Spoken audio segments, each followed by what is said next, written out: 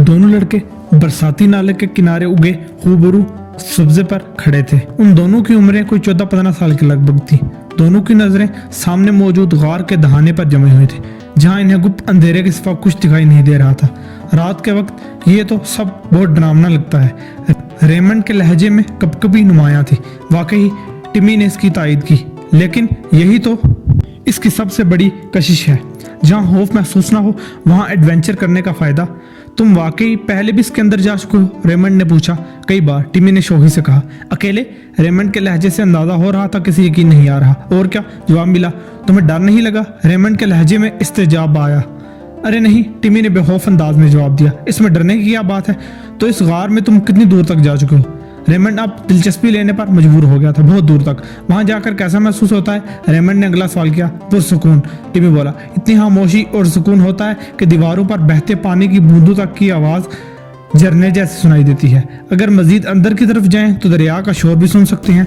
तुमने बात मुकम्मल करने से पहले ही रेमंड कपकपा उठा। तुमने कभी वहां किसी को देखा तो नहीं? क्या मतलब? टिमी ने पूछा। तुम जानते तो हो, रेमंड जो किसी गैर मरी महलूक की मौजूदगी की तस्दीक करना चाहता था, इसलिए इशारतन बोला। अब मैं नाम क्या लूं? हा हा हा हा। टिमी की हंसी छूट गई। ये बस एक पुराना सा गार है। बरसात के दिनों में यहाँ से कुछ पानी गुजरता है, बस और कुछ नहीं। यहाँ चूहे हो सकते हैं। रेमंड ने अपना मजाक उड़ता महसूस करते ही तोजी पेश की। दूसरे जानवर भी गार को अपना घर बना सकते हैं और यहाँ कोई दूसरी महलूक भी तो हो सकती है। यहाँ नहीं होते कोई सांप चूहे वगैरह। टिमी ने मुंह बनाया। सिर्फ बरसात के दिनों में आते हैं। पानी के साथ जो गंदला होता है वही इस गार में इकट्ठा हो जाता है। वैसे तुम कहीं भूत प्रेत की बात तो नहीं कर रहे? नहीं, रेमंड फौरन इनकार करने लगा। वो इकरार करके अपना मजीद तमाशा नहीं लगवाना चाहता था। ऐसी कोई और बात नहीं है। चलो फिर देर किस बात की? ये कहते ही टिमी नाले के किनारे चलते हुए बिल्कुल गार के दहाने पर पहुंच गया। रेमंड ने अपनी जगह से एक जुम्बश तक न की। मेरे घर वालों को पता चल गया कि मैं यहाँ आया हूँ तो वो मेरी खाल उतार कर रख देंगे, वो मुश्किल बोला। इन्हें कैसे पता चलेगा? टिमी ने तमस्खुराना अंदाज में कहा। क्या तुम इन्हें खुद बता कर आए हो? नहीं, रेमंड बोला। मैं खिड़की के रास्ते फरार हुआ था। इन्हें तो इस मामले की भिनक तक नहीं। फिर किस बात की परेशानी है? टिमी झंझला गया। मैं नहीं जानता। रेमंड की आवाज हल्क से सरगोशी के माने निकली। तुम गार में दाखिल होने से डरने वाले बुज़दिल तो नहीं हो? टिमी ने शरारती अंदाज में पूछा। कौन, मैं? रेमंड ने मुखलाकर कहा। मैं क्यों बुज़दिल होऊंगा?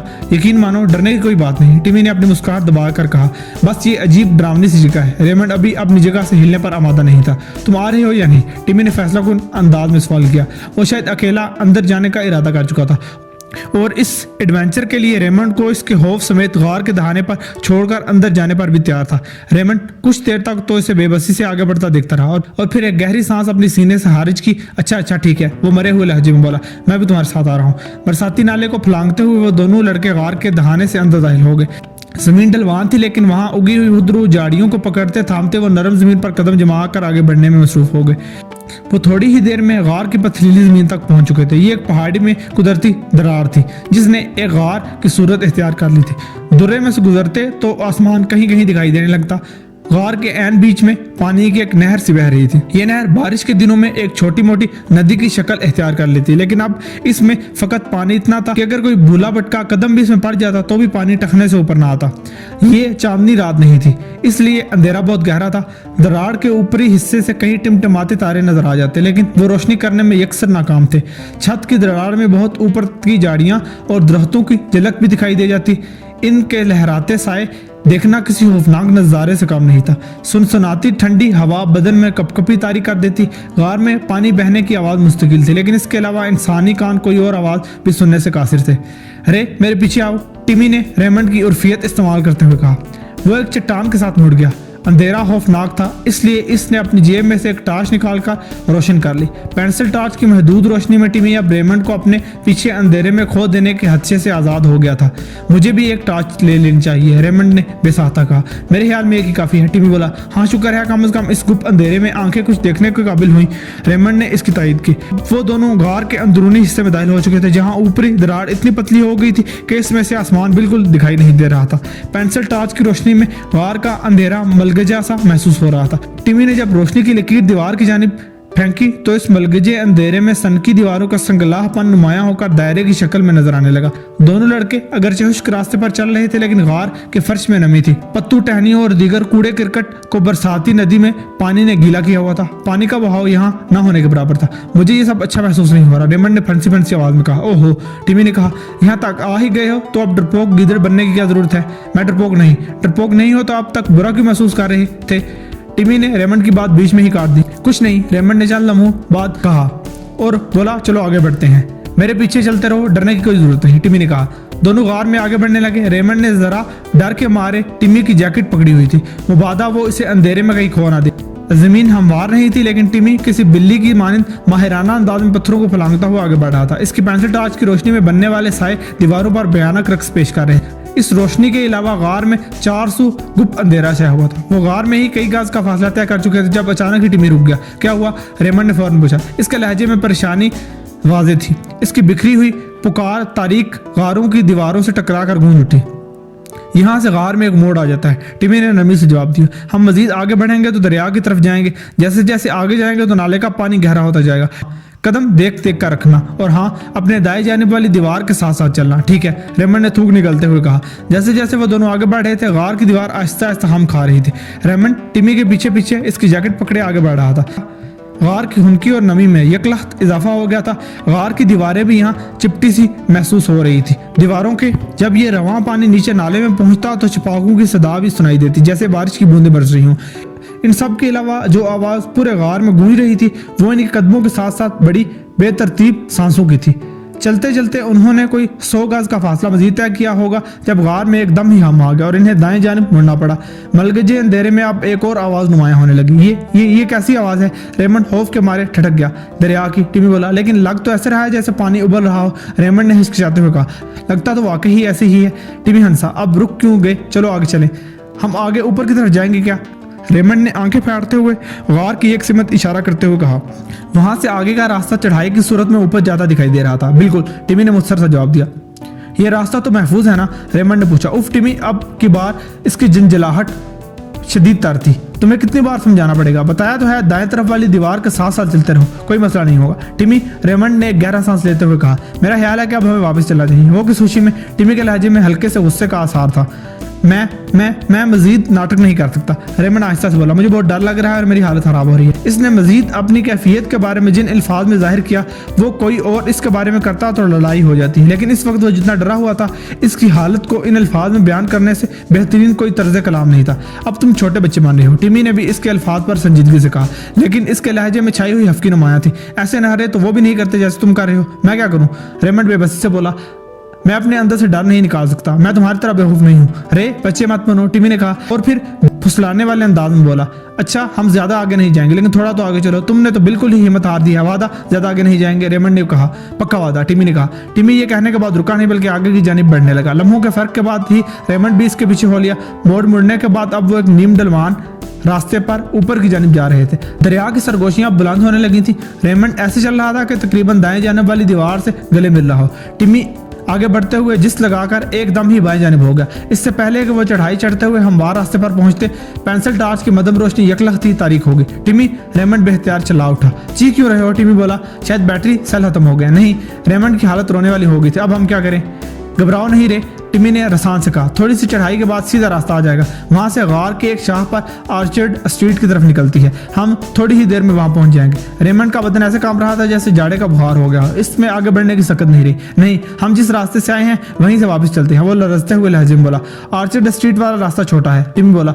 हमें ज्यादा देर अंधेरे में नहीं चलना पड़ेगा। तुम टॉर्च ठीक नहीं कर सकते क्या? रेमंड ने कहा। टॉर्च का मसला नहीं है, टिमी ने टॉर्च थपथपाते हुए जवाब दिया। इसकी बैटरी के सेल मुर्दा हो चुके हैं। टिमी, मुझे बहुत डर लग रहा है, रेमंड बोला। मैं आज तक कभी इतना खौफजदा नहीं हुआ। आखिर तुम्हें किस चीज का डर है? टिमी का लहजा तंजिया था। दरिया की आवाज बहुत ही करीब महसूस हो रही थी। रेमंड कुछ देर सोचने के बाद बोला। बहुत नहीं जानता था कि उसे किस चीज से डर लग रहा है। दीवार के साथ रहो, कुछ भी नहीं होगा, टिमी ने तसल्ली देने वाले अंदाज में कहा। मजीद कितना आगे जाना है? कुछ देर की गुफ्तगू ने रेमंड पर खौफ का असर कदरे ज़ायल कर दिया। बस 50-60 कदम और होंगे, टिमी ने बताया। इसके बाद हम आर्चर्ड स्ट्रीट वाली सिमत मुड़ जाएंगे। अब चलो।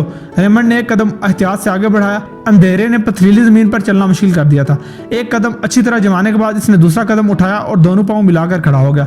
अब वो आगे बढ़ने के लिए यही अमल बार बार दोहरा रहा था ताकि गिरने लगे तो भी संभल जाए।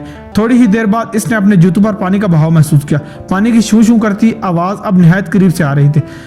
घटे हुए माहौल में अजीब सी बू रची हुई थी जो कि तबीयत पर नागवार असरात छोड़ रही थी। टिमी, इसने खामोशी से घबराकर आवाज दी। हाँ हाँ रे, मैं यहाँ तुम्हारे साथ ही हूँ, आगे आते रहो।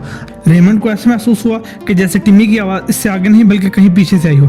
इसने एक कदम मजीद आगे बढ़ाने की कोशिश की लेकिन नहीं, कहीं पाँव जमाने की जगह नहीं थी। वो संभलने की कोशिश में हाथ पाँव मारने लगा, लेकिन कोई सहारा होता तो तभी वो उसे थाम सकता था। इसके कदमों में मुहावरतन के बजाय हकीकत में ही जमीन निकल गई। इसने एक जोरदार चीख खलक से निकाली और नीचे गिरता चला गया। स्याह तारीक माहौल में इसकी चीखों ने अजीब सी गूंज पैदा कर दी। इन चीज़ों की बाज़गश्त गार के कोने कोने से टकराकर अचानक माहौल में हैबत में इजाफा करने लगी। फिर अचानक ही एक चपाके की आवाज़ सुनाई दी और चीखें बंद हो गई। टिमी अपनी जगह एकदम साकित खड़ा था। इसका दिल तेज से धड़क रहा था। वो बिल्कुल खामोशी से चीखें सुनता रहा, लेकिन अब दरिया की आबे रवां की आवाज़ के सिवा और कुछ भी सुनाई नहीं दे रहा था। चंद सातें जैसे सदियां बनकर बीत गई। एक तूफान जैसे आया था और तबाही फैलाने के बाद सिर्फ बर्बादी के निशानात छोड़ गया। टिमी ने अपने हाथ में थामी हुई टॉर्च ऊपर की और ऑन का बटन दबा दिया। पेंसिल टॉर्च में से रोशनी की एक धार से निकली और पूरे गार में एक मलगजा सा उजाला फैल गया। टॉर्च की रोशनी में एक गार के फर्श पर एक गड्ढा नुमाया हो रहा था। यह गड्ढा दाहिनी दीवार के साथ फैला हुआ था। गार के वस्त तक फर्श का अहाता किए हुए था। टिमी ने गड्ढे के किनारे पर पहुंचकर टॉर्च की रोशनी इसके अंदर डाली। गहराई बहुत ज्यादा नहीं थी। वो वहां से दरिया के पानी को किसी स्याही माइल स्याल की तरह बहता हुआ देख सकता था। अलबत्ता रेमंड का कोई नामो निशान नजर नहीं आ रहा था। इसकी लाश पानी में घिसट कर शायद कहीं किसी कचरे में जा टिकी हो। तुम्हें मेरी शिकायत नहीं लगानी चाहिए थी, टिमी ने गड्ढे में झांकते हुए आहिस्ता से कहा। मैं कोई भी नशा करूं या बेचूं, इससे तुम्हें मतलब नहीं होना चाहिए। इस वाहियात से कस्बे में रहकर अगर इन मंशियात से कुछ कमा रहा हूं तो तुम्हें क्यों तकलीफ पहुंचती है? इसके चेहरे के तासुरात मध्यम सी रोशनी में किसी हैवान के माने दिखाई दे रहे थे।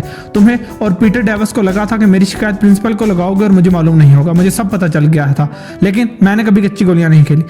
मेरे पास वो किसी भी एक चीज का सुराग नहीं लगा पाए। तुम जानते हो कि मुझे शिकायती टट्टू बिल्कुल पसंद नहीं, और अब शिकायत लगाने का अंजाम भी देख लो। यहाँ तुम्हारी लाश भी इस गड्ढे में सड़ती रह जाएगी तो किसी को कुछ पता नहीं चलेगा। नफरत आमेज लहजे में ये कहते हुए वो दीवानों की तरह कह के लगाने लगा।